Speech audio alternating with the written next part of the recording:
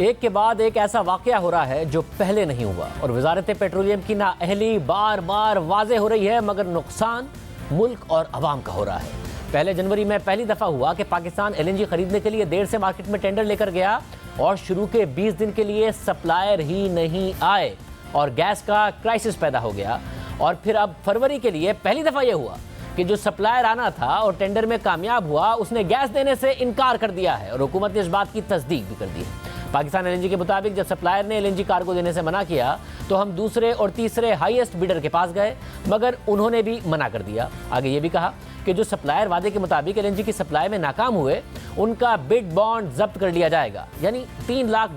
जब्त किए जाएंगे, तकरीबन $3.5 करोड़ के कार्गो पर, जो ना होने के बराबर है। आमतौर पर बिड में हिस्सा लेने के लिए सप्लायर्स $3 लाख जमा कराते हैं, फिर बिड की मंजूरी के बाद 10% परफॉर्मेंस गारंटी जमा कराते हैं, जो इस केस में $35 लाख बनती है। मगर क्योंकि जब 28 दिसंबर की बोली की मंजूरी के बाद 7 जनवरी को जाकर कॉन्ट्रैक्ट अवार्ड किया तो सप्लायर ने परफॉर्मेंस गारंटी ही जमा नहीं कराई थी, यानी पाकिस्तान का हर तरह नुकसान ही नुकसान हुआ। अगर जल्दी टेंडर किया जाता तो 3 फायदे होते। पहला ये कि रेट कम मिलता, दूसरा ये कि सप्लायर ने 10% की परफॉर्मेंस गारंटी जमा कराई होती और उसे पता होता कि उसका 25 से $30 लाख का नुकसान हो जाएगा, और तीसरा ये कि शदीद सर्दियों में सप्लाई के मसाइल होने की वजह से सप्लायर के गैस ना देने के इम्कानात कम होते, क्योंकि उसने बहुत पहले पाकिस्तान के लिए LNG का इंतजाम किया होता, और देर करने की वजह से ये तीनों काम नहीं हो सके। पाकिस्तान LNG मार्केट में एक संजीदा प्लेयर के तौर पर लिया जाता है, इसलिए पहले ऐसा कभी नहीं हुआ, मगर अब एक के बाद एक धचका लग रहा है। कभी सप्लायर आते नहीं हैं, कभी आने के बाद भाग जाते हैं, क्योंकि वजारत पेट्रोलियम ने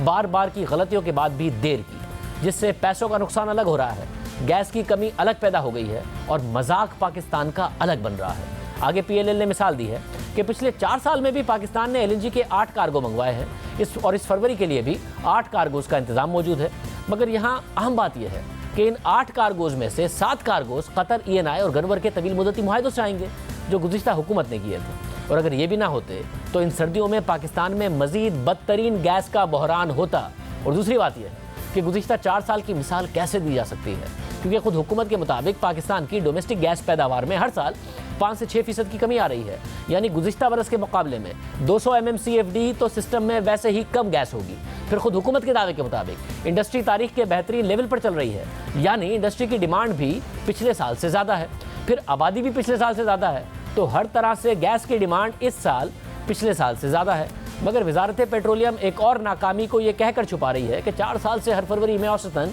8 कार्गो ही पाकिस्तान मंगवा रहा था। अब फर्नेस ऑयल से महंगी बिजली पैदा होगी, और दूसरा LNG टर्मिनल पूरे फरवरी के महीने में खाली रहेगा और पाकिस्तान कैपेसिटी चार्जेस की मद में लाखों डॉलर्स अलग ज़ाया करेगा, फर्नेस ऑयल से महंगी बिजली अलग पैदा करेगा और आवाम का नुकसान ही नुकसान होता रहेगा।